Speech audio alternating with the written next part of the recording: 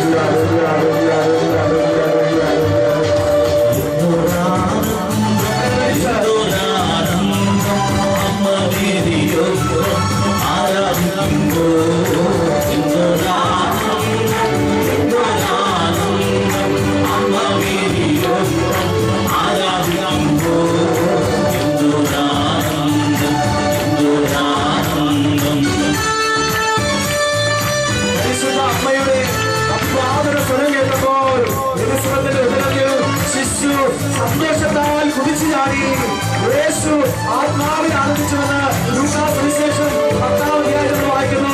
പരിശുദ്ധാത്മാവിൽ നിറയുന്നവർക്ക് വലിയ സന്തോഷം ലഭിക്കുന്നു, വലിയ ആനന്ദം ലഭിക്കുന്നു. പരിശുദ്ധാത്മ അഭിഷേകത്തോടുകൂടി പരിശുദ്ധ അമ്മയോട് ചേർത്ത് നിന്ന് പ്രാർത്ഥിക്കുന്നതിൽ വലിയ ആനന്ദം, യേശുവിനെ കൂടി ആരാധിക്കുമ്പോൾ വലിയ സന്തോഷം നിറയുന്നു. ഹല്ലേലൂയ.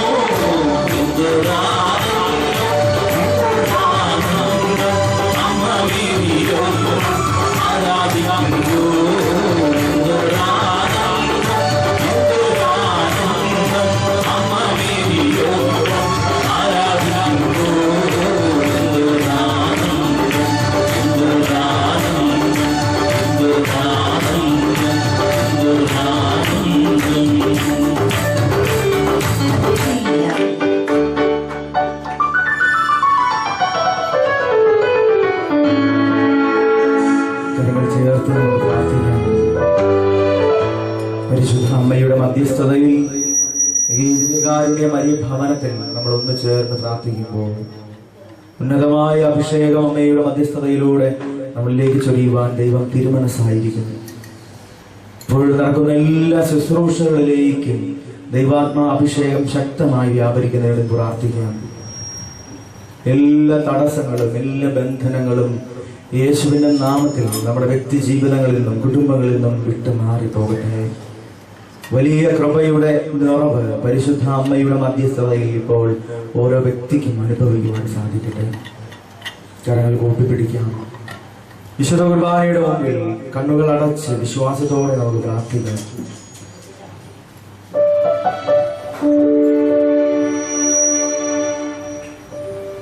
ഇതാ കർത്താവിന്റെ ദാസി, നിന്റെ വചനം പോലെ എന്നിൽ നിറവേറട്ടെ എന്ന് പറഞ്ഞ പരിശുദ്ധ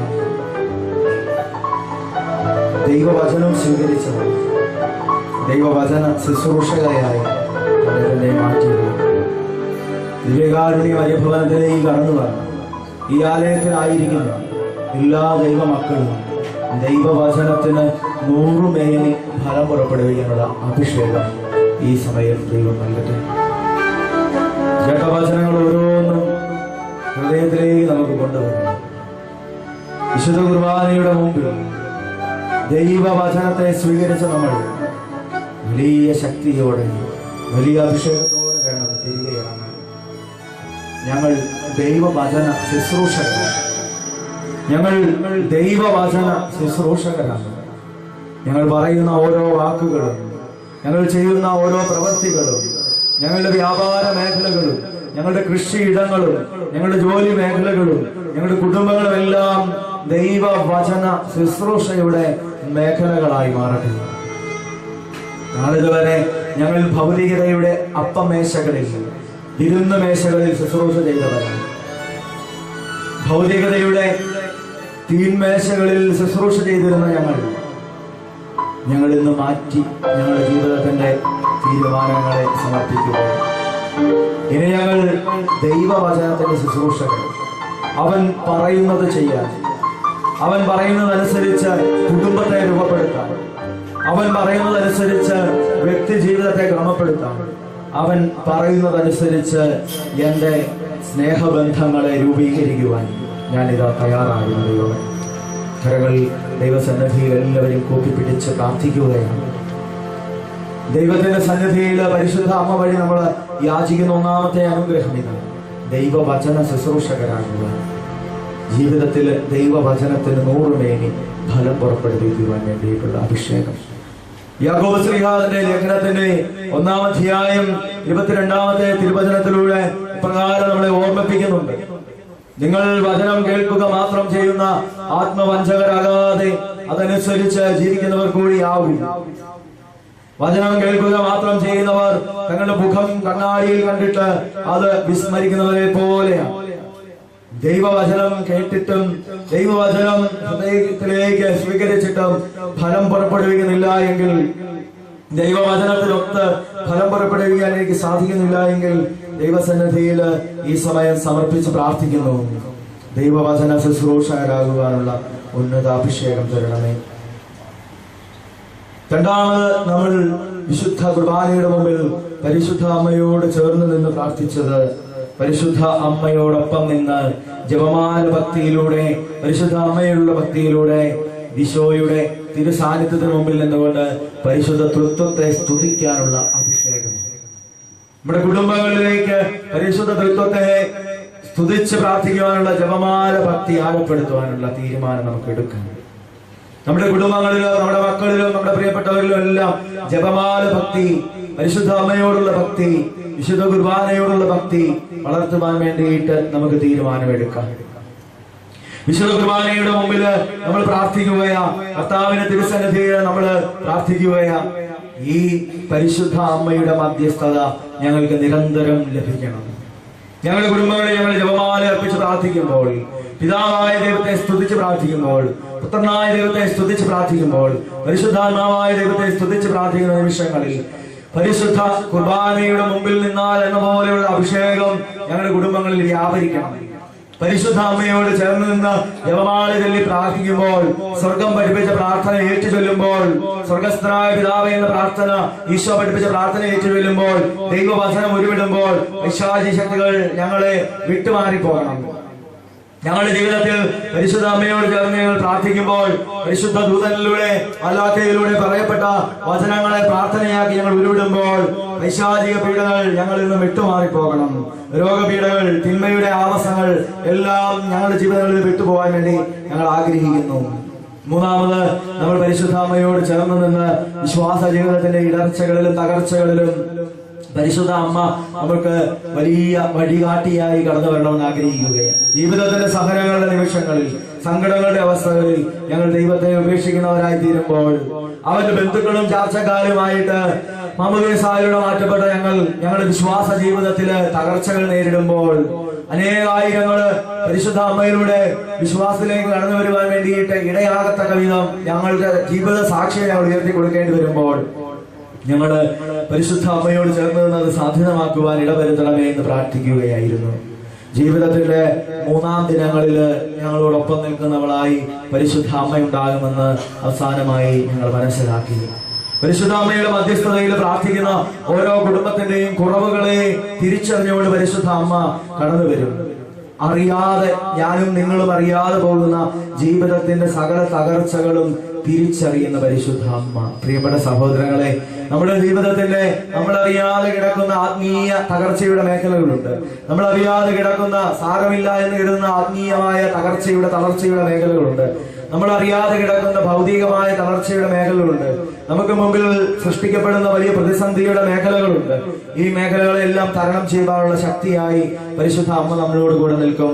ദൈവത്തിന്റെ വചനത്തിന്റെ ശുശ്രൂഷകരായി മാറാൻ വേണ്ടി മാത്രമാണ് അമ്മയിലൂടെ നമ്മളോട് ആവശ്യപ്പെടുന്നത്. സ്ത്രീകന്മാരുടെ ജീവിതത്തിന്റെ നിരാശയുടെ നിമിഷങ്ങളിൽ അവരെ സിയോൻ ശാലയിൽ ഒരുമിച്ച് നിർത്തിയതുപോലെ നമ്മളെയും പരിശുദ്ധ അമ്മ ഒരുമിച്ച് നിർത്തും. ജീവിതത്തിന്റെ എല്ലാ സഹനങ്ങളിലും ദുഃഖങ്ങളിലും നമ്മളെ പരിശുദ്ധ അമ്മ ഈശോയിലേക്ക് അടുപ്പിച്ച് ചേർത്ത് നിർത്തി ആത്മാവിനാൽ അഭിഷേകം ചെയ്ത് അയക്കും. നമുക്കൊരു നിമിഷം കരങ്ങൾ ഉയർത്തി ദൈവത്തെ സ്തുതിക്കാം. Hallelujah, hallelujah, hallelujah, hallelujah, hallelujah, hallelujah,